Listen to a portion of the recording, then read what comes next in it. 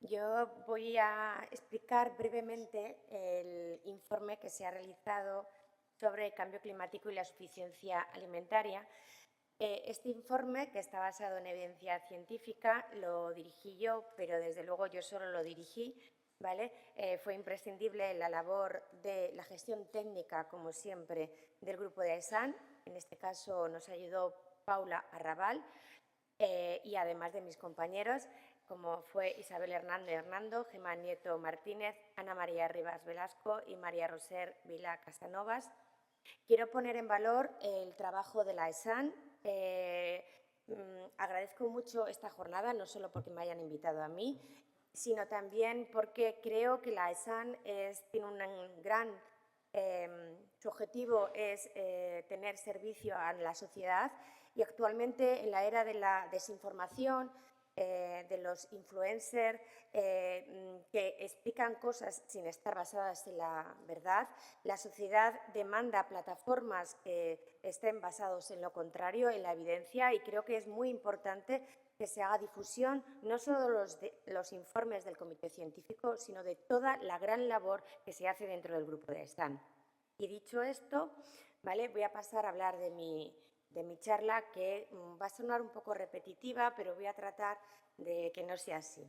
En la AESAN, dado que nos basamos en la evidencia, siempre nos gusta definir lo que queremos contar. Entonces, como ya se ha explicado, el cambio climático es simplemente la modificación del clima debido a la acción del ser humano, a la actividad antropogénica.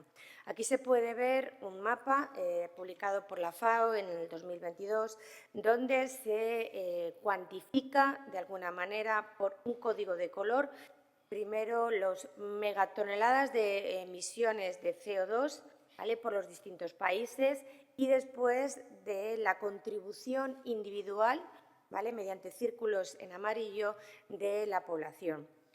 Como se evidencia, la actividad antropogénica es generalizada, todos los países contribuyen en más o menor medida y, por tanto, la responsabilidad es de todos.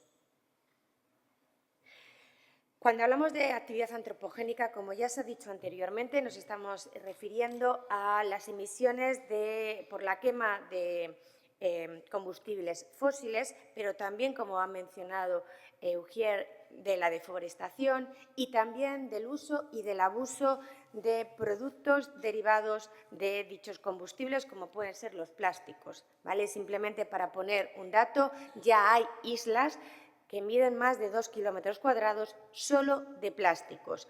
Obviamente, todas estas condiciones han hecho que la temperatura aumente.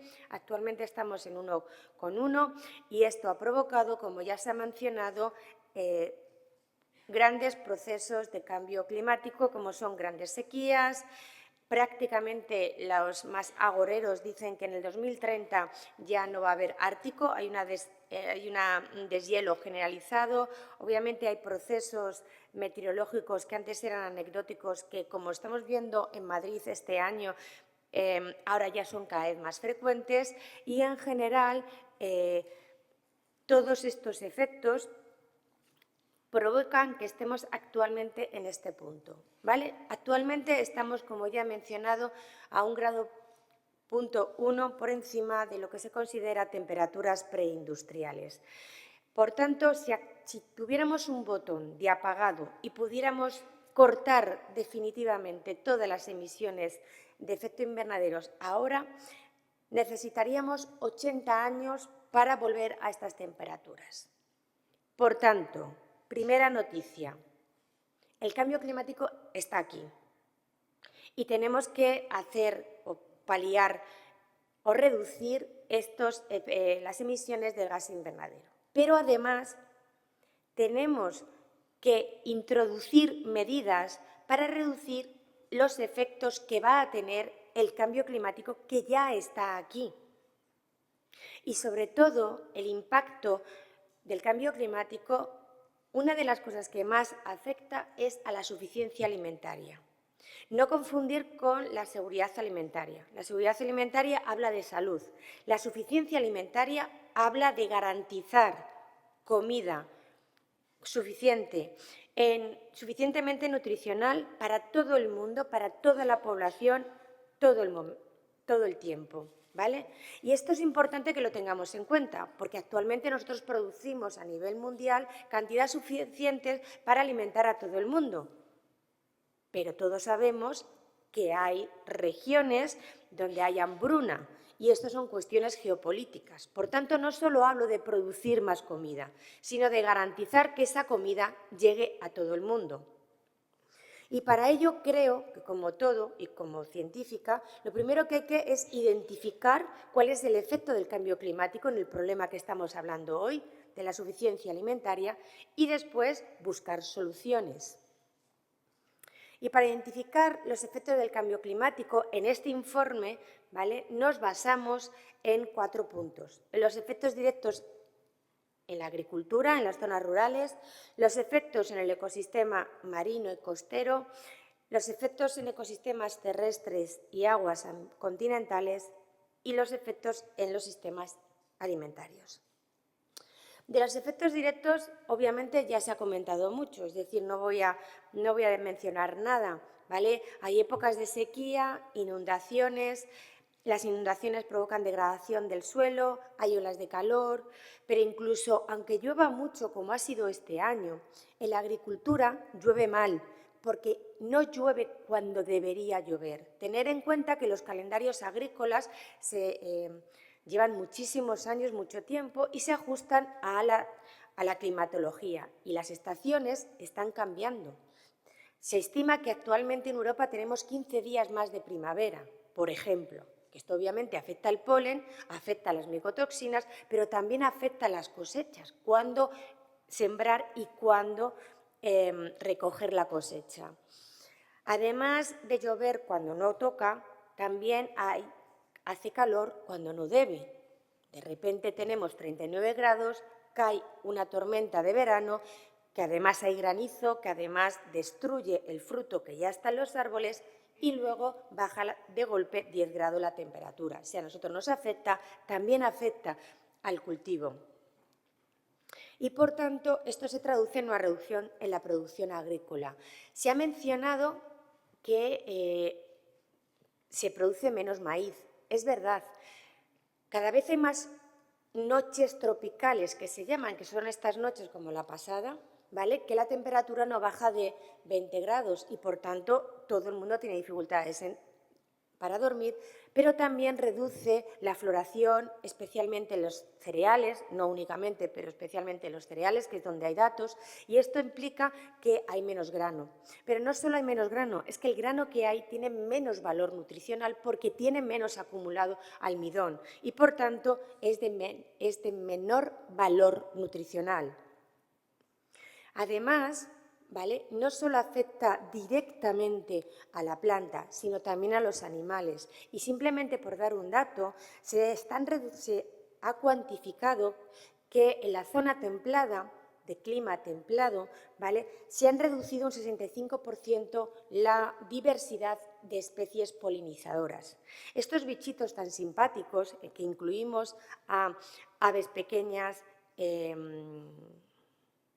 abejas, perdón, he traído un lapsus, y murciélagos, ¿vale?, especialmente las abejas son muy sensibles a los cambios de temperatura y estas especies son imprescindibles para el 35% de la producción alimentaria mundial. Por tanto, si se reduce la diversidad de estas especies, estamos poniendo en peligro la producción agrícola. Estos son datos que ya están un poco desfasados, pero que creo que evidencian muy gráficamente cuál ha sido la reducción. Estamos hablando que son datos de 2008, primera crisis económica. Estos datos son mucho más drásticos ahora, pero como veis, se reduce la producción de maíz y trigo, pero no en todos los países iguales, ¿vale? En los países más occidentales, más desarrollados, más ricos, hay medidas o se implementan medidas políticas para reducir los efectos, pero no así en las 3/4 partes de la población mundial. Obviamente afecta a las plantas en lo relacionado con la agricultura, pero también a la ganadería, ¿vale? con los aumentos de temperatura, el estrés térmico provoca desarrollos metabólicos, ¿vale? Solo pensar en lo que nos pasa a nosotros cuando sufrimos un golpe de calor, ¿vale? Reducimos nuestra actividad física, no queremos comer, no queremos ingerir, simplemente queremos, ¿vale? Estar descansando. Esto mismo pasa a cualquier animal ganadero, ¿vale? Se reduce la ingesta y se reduce la productividad. Todos los ganaderos saben que en verano las vacas producen entre un 20 y un 30% menos de leche. El verano se alarga, las olas de calor aumentan y, por tanto, eso produce una reducción. Lo mismo pasa con las gallinas ponederas de huevos. De hecho, la FAO, ¿vale?, ha cuantificado el impacto del cambio climático en la reducción de la productividad agrícola. Se puede ver en esta escala de color, ¿vale?, la reducción, el porcentaje en la reducción de esta productividad. Y no afecta a todos por igual. Es importante destacar que los países más vulnerables, como pueden ser Centroamérica y el área subsahariana, son los países que más han sufrido la reducción en la productividad agrícola. Y hemos de tener en cuenta que en estas zonas el 70% de las personas dependen directamente de su granja familiar, de su huerto familiar. Por tanto, podemos decir que un cuarto de la población mundial depende de 500 millones de explotaciones pequeñas que están completamente vendidas, disculparme la expresión, a los cambios bruscos de la meteorología. Y, por tanto, estas pequeñas explotaciones producen el 80% de los alimentos en esa zona.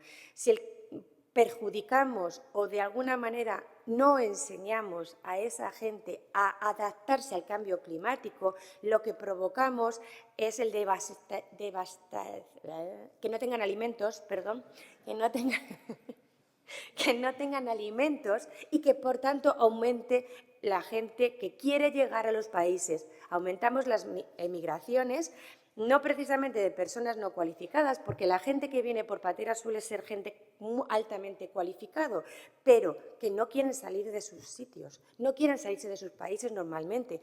Si nosotros garantizamos la producción alimentaria en sus países, posiblemente reduzcamos el drama de las emigraciones por patera. Además, en este informe también analizamos cuál era el efecto del cambio climático en los ecosistemas marinos. Los ecosistemas marinos son es el gran reservorio de la biodiversidad. Y somos unos artistas porque también nos la estamos cargando. Aquí podéis ver un mapa también de color en el que se representa la temperatura de los mares. Está recogido en agosto del 2023. Observar el Atlántico, tanto norte como el sur, y el mar Mediterráneo, que no se ve apenas, pero se ve rojo chillón. En esa época, en ese año, se alcanzaron los 37-38 grados. Eso es muy alto y evidentemente tiene sus consecuencias. El calentamiento del mar, no voy a decir nada nuevo, obviamente reduce el hielo marino y, por tanto, provoca un aumento en el nivel del mar. De hecho, se estima que en 2050 desaparezcan ciudades. Esto también son predicciones a lo mejor un poco drásticas, pero no están muy desencaminadas, como no hagamos algo. Ciudades como Bangkok, Londres, Barcelona, Nueva York y, por supuesto, Venecia estén en peligro debido al aumento del nivel del mar. Pero, además, ¿vale?, estamos cambiando o hemos alterado las corrientes marinas, la recircularización del océano, que está directamente relacionada con el clima, con la meteorología, pero también con la distribución de los alimentos y del oxígeno dentro del mar.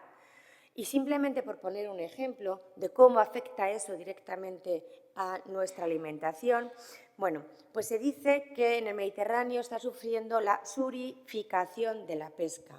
Esta palabra tan difícil Lo que quiere decir es que, evidentemente, los animales se mueven hacia áreas más fresquitas, buscan temperaturas que se adapten mejor a su condición y, por tanto, están abandonando el mar Mediterráneo. El mar Mediterráneo en los últimos 20 años se ha cuantificado que ha aumentado su temperatura entre 0,2 en aguas profundas y 2 grados en sus aguas superficiales. Pero es que además también ha aumentado la salinidad. Esto provoca que los bancos tradicionales, como de sardinas, anchoas, boquerones, incluso los calamares, sean muy difíciles últimamente de pescar y están siendo sustituidos por otros bancos, por otras especies, como por ejemplo el pez limón. Entonces diríamos, bueno, pues hemos sustituido unos peces por otros. Hay que tener en cuenta que hay toda una economía basada en la anchoa, en la sardina, en la costa. Si estos desaparecen, habrá que reinventarse, pero va a suponer a corto plazo un problema económico en la costa que viven de ellos. Bueno, pasándonos a lo que son los efectos en los ecosistemas terrestres y aguas continentales, primero me gustaría destacar que agua potable supone menos del 0,1%. Por lo tanto, no solo en general hay poca agua que podamos beber, sino que además esto lo hace especialmente vulnerable. Bueno, en general se está viendo que hay un cambio de distribución de las especies, especialmente de los animales, que buscan altitudes más fresquitas. Pero esto no solo afecta a los animales, sino también se está viendo en la distribución de las plantas. En alta montaña se está viendo cómo las coníferas empiezan a ser sustituidas por árboles especies caducifolias. Y aquí está el ejemplo del acebo. Aquí podemos ver un mapa europeo de distribución en 1990, donde cada puntito negro es un avistamiento de esta especie, ¿vale? Es un mapa de distribución.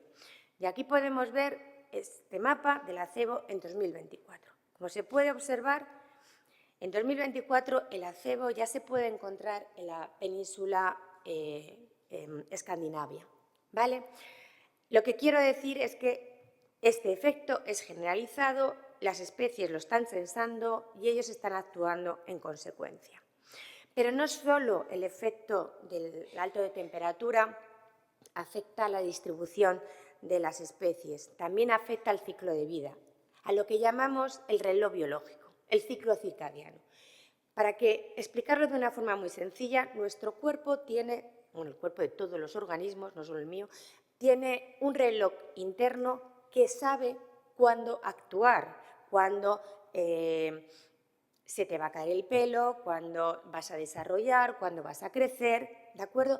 Y este reloj biológico, los ciclos circadianos, se basan en sensar la temperatura, la luz y los días, las horas de luz.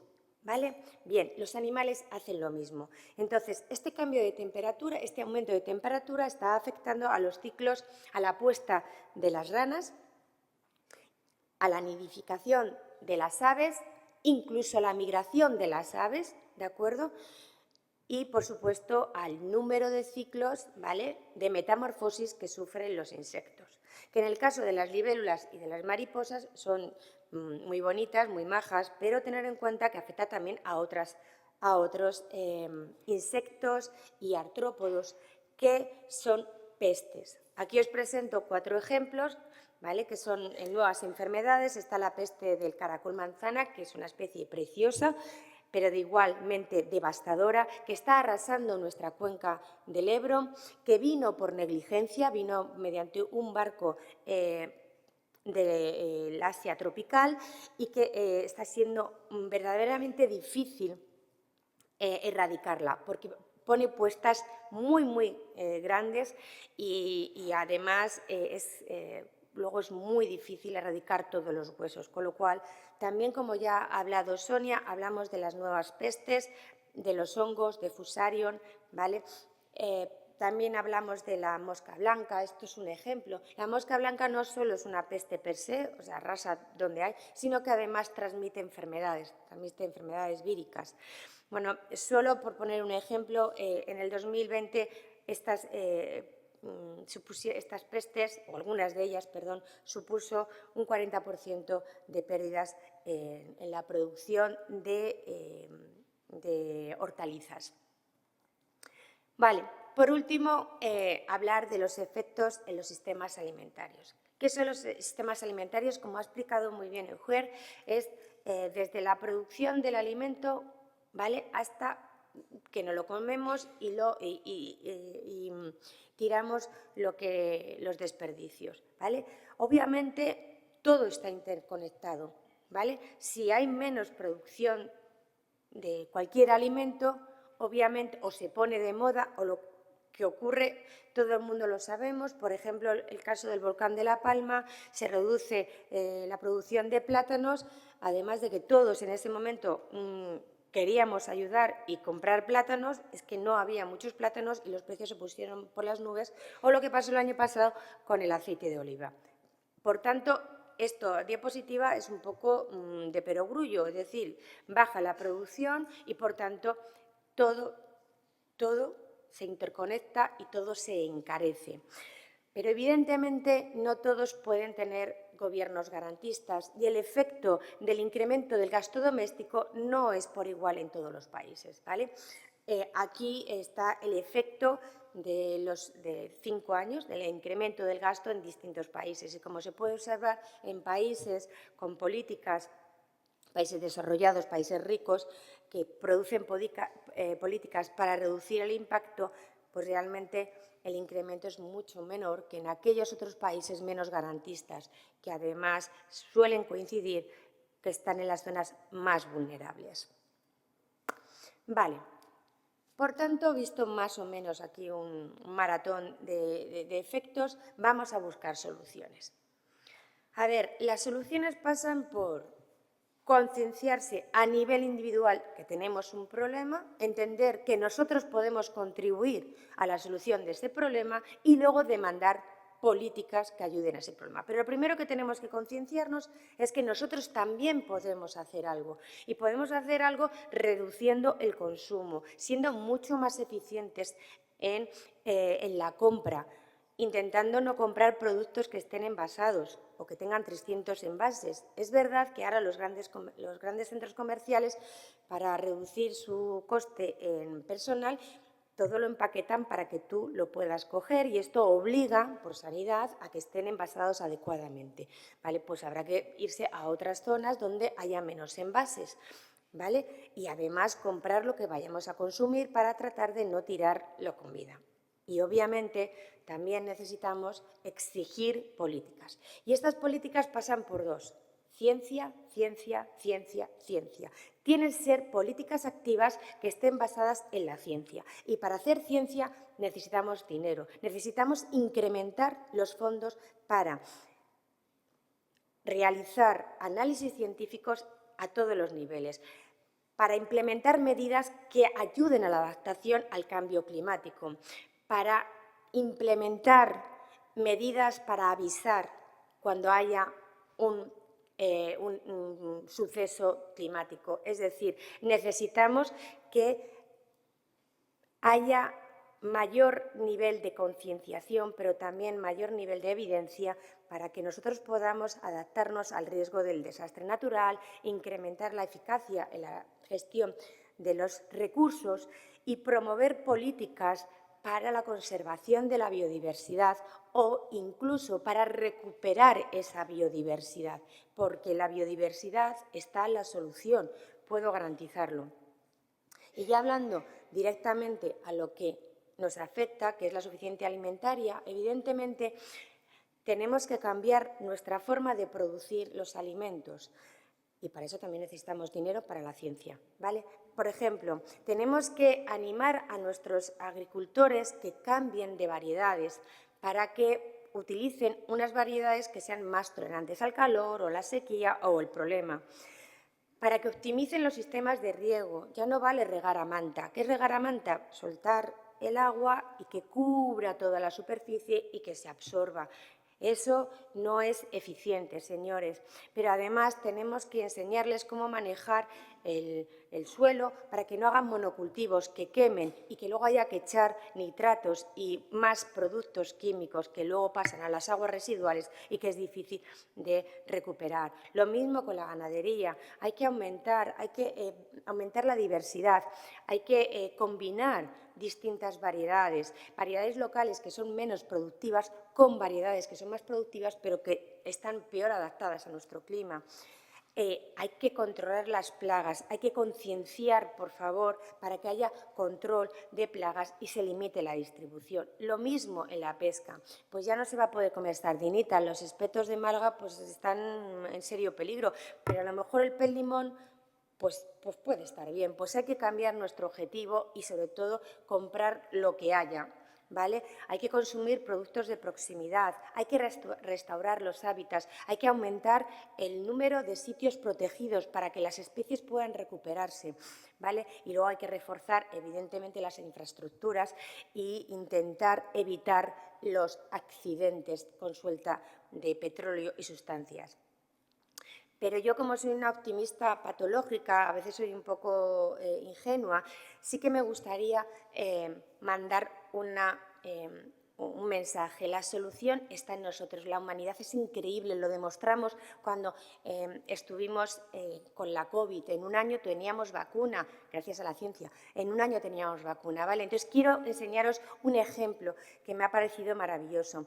En Kenia, en la comunidad malawi, alguien observó que cuando llovía el agua se acumulaba en pequeños agujeros o detrás de las rocas y esto favorecía que creciera la vegetación. Entonces, a alguien se le ocurrió que en este desierto, que antiguamente sí que podía ser cultivable, hacer estos hoyos de media luna y en solo 4 años este suelo se cubrió de vegetación que en 3 años ha recuperado los nutrientes y que ya es cultivable.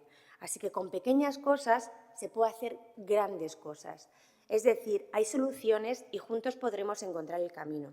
Muchísimas gracias y antes de nada me encantaría simplemente agradecer a mis compañeros de la ESAN porque con ellos se aprende mucho, siempre. Muchísimas gracias.